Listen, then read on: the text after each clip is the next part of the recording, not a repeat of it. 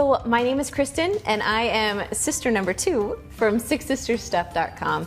Now I share a lot of Instant Pot recipes, so I took a little toll on the community tab to see what you guys would want. And at least half of you asked for keto recipes. So I thought I would share with you some of my favorites. Now I've actually hadn't done a lot of keto recipes, so my husband and I decided to do keto for a little bit, and just so I could get a feel of the recipes, what ingredients you should use, which ones you shouldn't. So I feel like I'm a little more prepared to teach you how to make these keto recipes. So let's get started.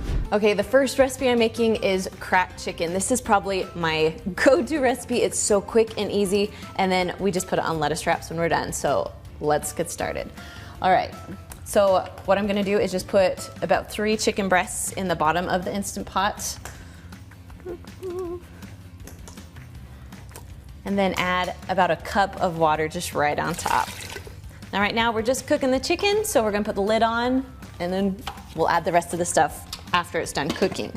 Once your lid is on, you want to make sure the little knob is on sealing, not venting. Then we're going to push the pressure cook or the manual button. And because it's chicken, it's thawed chicken, we're going to go to 20 minutes. So we're just going to go up. There we go. So once you set the timer, you can just walk away. All right, once it's all done cooking, that little L will appear and start counting up. So we're just going to take the little knob and turn it right over to venting. Once you let all the pressure out, you can open the lid safely and your chicken will be all cooked. Okay, so you have 2 options. So you can drain your Instant Pot and then shred it in here, or I kind of like to shred it on the plate because it's a little bit easier to control.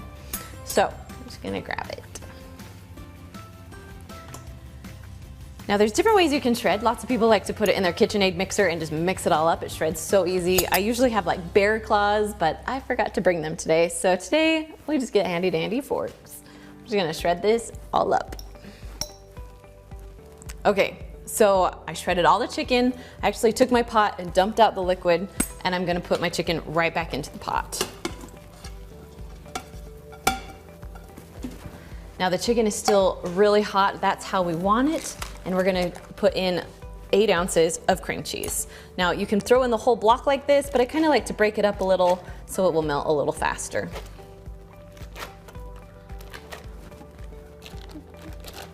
Okay, next we're just gonna add some bacon on top because I love bacon in my cracked chicken.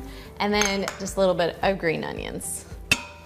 And then last but not least is ranch seasoning. Now I wasn't sure about this, but as I was looking at the nutrition facts, there are no carbs, no sugar, so definitely ranch seasoning, keto friendly.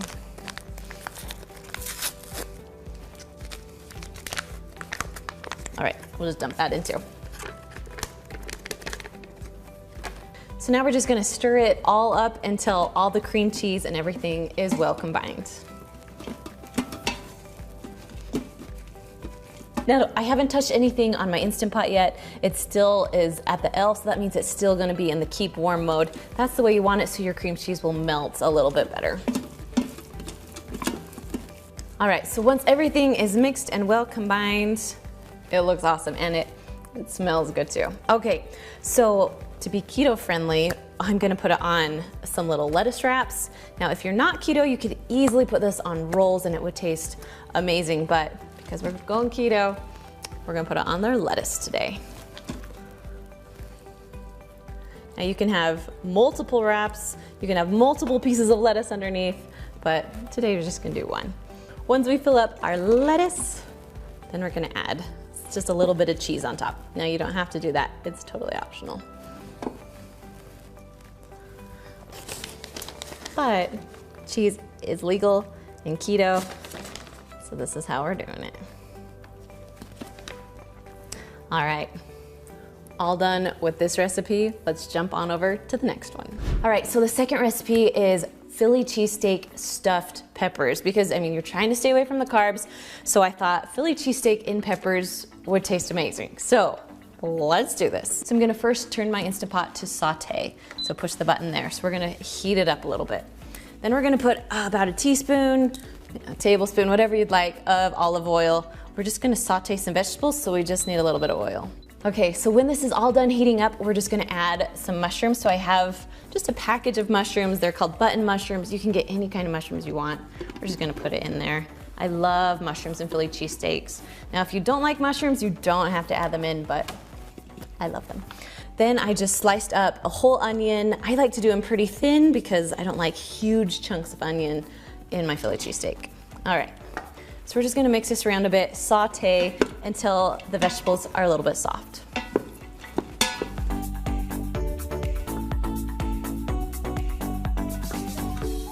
Okay, so these have been going for a few minutes. I'm just gonna add a little bit of salt and pepper in here.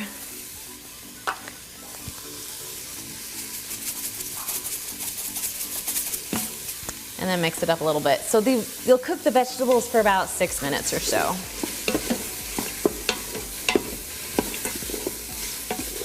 Okay, so once your vegetables are done, we're just gonna dump them out just right onto a plate right here. Sorry, let me turn it this way.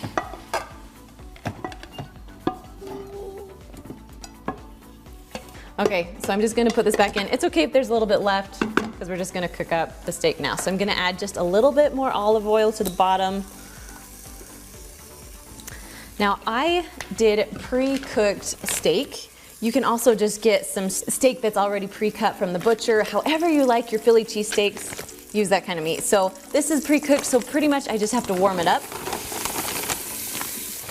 But if you get some from the butcher, you wanna make sure that it's pretty cooked all the way through. Okay, once your steak's done, we're just gonna add the mushrooms and onions just right back in.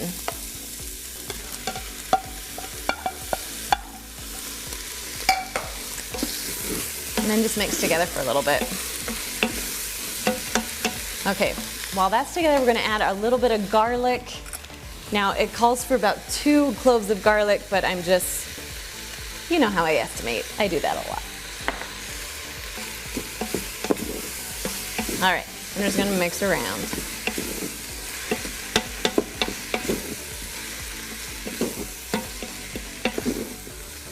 All right, we'll let that heat for just about a minute or so, and then we're gonna get to cooking our peppers. Okay, so once it's all done, we're gonna just put it back on the plate, and I'll show you why in just a minute.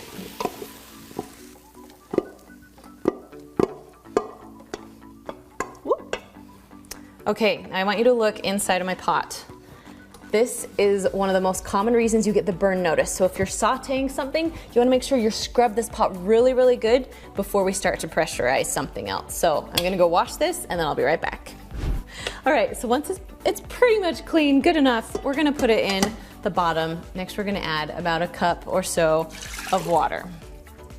All right, so now I took some peppers, I chopped off the top, I took all the seeds out, so we're ready to go with our peppers. Now, these peppers, my grocery store only had really thin peppers. I would highly suggest getting kind of fat ones so they'll be easy to peel and they can stand up on their own. So I want to show you what I did. I used like a little steamer basket and I put foil all around it so they can stand up so all my food won't leak out. You don't have, if you have something other than a steamer basket, you could use like a bowl or anything that will go inside of your Instant Pot that will hold your peppers on. The trick is you don't want to have your peppers touch the bottom of your Instant Pot. So you could even put them on a trivet and put foil all around them. We just don't want the peppers right on the bottom or they're going to get pretty soggy.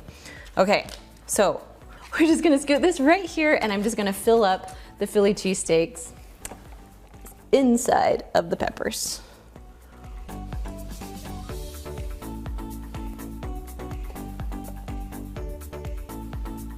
Okay, once the peppers are all full, you'll notice that I still have a little bit of steak and mushroom left. Now this will feed about 6 people.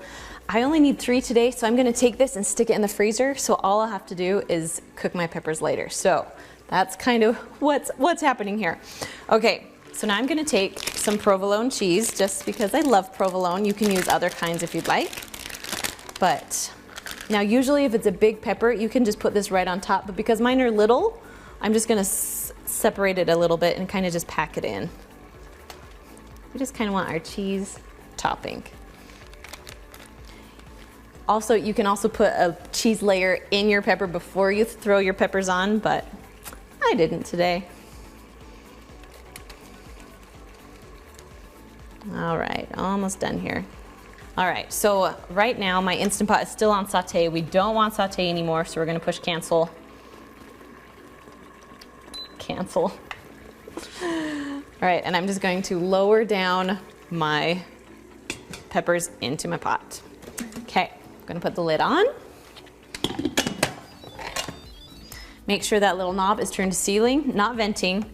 We're gonna push pressure cook, and then we're going just to 5 minutes. That's how long it takes for the peppers to cook. So once you set the timer, you can just walk away. Once the timer's all done, you're gonna turn the little knob to venting to let all of the steam out. And then once all of the pressure and steam's out, you can lift your lid up. Now these look amazing. Yes. Okay, so we're gonna just pull the steamer basket right out. That's why I love steamer baskets so much. I'll actually link this steamer basket down below for you, or one similar that I use. We'll just put it right out here. Okay, so they're gonna be a little bit hot. I'm just gonna pull them out with some tongs, just so you guys can see how good they are. Just gonna put them in a bowl so they can stand up, so they won't tip on me. Nice. All right, if you guys can see that, this is one of my most favorite things that we've made since being on keto. So, all right, we're all done with this recipe. Now we're gonna jump on over to the next one. So the last recipe today is butter chicken, and this one is my favorite. So let's get started. So I'm first gonna push the saute button. We're gonna start heating up the pot. Then I'm gonna take about a tablespoon of olive oil, just drizzle it on the bottom. We gotta start cooking up some vegetables. So we're gonna add 1 onion, just minced small. So while the onion's in there, we're just gonna add about, I don't know, a teaspoon or so, maybe 2 teaspoons of garlic. And then we got 4 tablespoons of butter that I'm just gonna throw in there. There we go. And then we're gonna mix this all together. So we're just gonna mix this around for about 5 minutes or so until the onions, get that lovely fragrant smell and are cooked a little bit. Okay, so once your onions are cooked pretty good, we're gonna go ahead and add about 2 pounds of chicken breast. Now I cut these up into bite-sized pieces. They're gonna cook a lot faster that way. And I really like the chicken when it's cut instead of when it's, you put the whole thing in and then you have to shred it. For this recipe, I like them in chunks. All right, so we're gonna mix this around a little bit, get that chicken all heated up. Okay, so while that's sitting there, we're gonna go ahead and add 1 can of Hunt's tomato sauce. Okay, so if you look at the nutrition facts, there's only 4 carbs for about 1/4 of a cup, and that's all you're eating. So it really doesn't have a ton of carbs in it, so that's why we're keeping it keto friendly. All right, we're just gonna add that whole thing in. Now while this is going, we're just gonna add 2 tablespoons of tomato paste.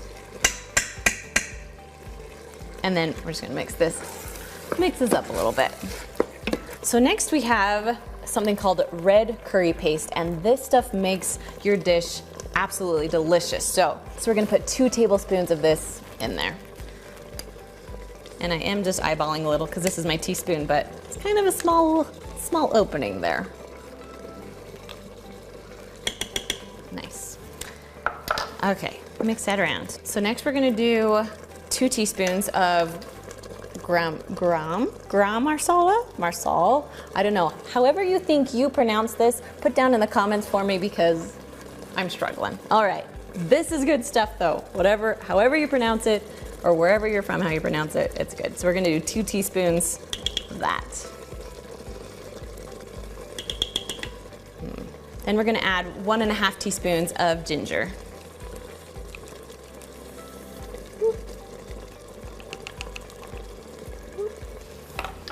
All right, let's mix that up a little bit. I like this because as you're adding stuff, you're still on saute, so your chicken is starting to cook, which will make the pressure cook time go a lot faster. Okay, mix that in a little bit. So next we're gonna add some smoked paprika. I love smoked. That's probably one of my most favorite spices. We're gonna add about just 1/2 teaspoon of this. So we're gonna use the other side of this. Now if you haven't seen these are these magnetic teaspoons. They are my favorite because they just stick all together and they have double teaspoon on them. So I'll link those down below for you guys. I love them. All right, mixing that up. And then our last thing is we just need to add a little bit of salt. So we're just gonna put that in. So it's about 1 teaspoon or so of salt. I like to eyeball my salt. And if you need more after, you can go ahead and add more after. Okay, so with this recipe, if you are using a Luxe that doesn't have a burn notice, you are good to go now. You can put the pressure, put the lid on, but because I'm using a Duo, it's going to burn on the bottom. There's just not enough liquid. So I'm gonna add about 3/4 cup of water into it just so we can have enough liquid so it will pressurize. Okay, so I'm gonna push cancel right now. Just we wanna stop that sauteing going on. And we're gonna add about, I did about a cup of water. So we need to have liquid in there. So I kind of just mix things around so it's on the bottom because we don't want to see the burn notice today. All right, we're just gonna put this to the side. Now we're ready to put the lid on and we'll get cooking. Okay, once your lid is on, we're gonna turn this little knob to sealing, not venting. Then we're gonna put the pressure cook button and go up to 7 minutes. Now once you set the timer, you can go ahead and just walk away. All right, so our butter chicken is all done. So it's been releasing on its own for about 5 minutes. That's exactly where we want it. So now we're just gonna turn the little knob to venting. Okay, now that all the pressure's out, we can open the lid. Everything's all cooked. Okay, now it's pretty liquidy because I added that water, but we didn't get the burn notice, which is good. So we're actually gonna turn it to the saute button right now. So you're gonna push cancel and then saute, and we're gonna get rid of some of that water. We're also gonna add about 1/2 cup of cream just because we gotta make it creamy. That's my favorite part of this dish. Nice and creamy. So we're gonna mix it up really good and then just let it saute just to get a little bit thicker. So just keep mixing, make sure you scrape the bottom as the saute is going so it doesn't burn on the bottom.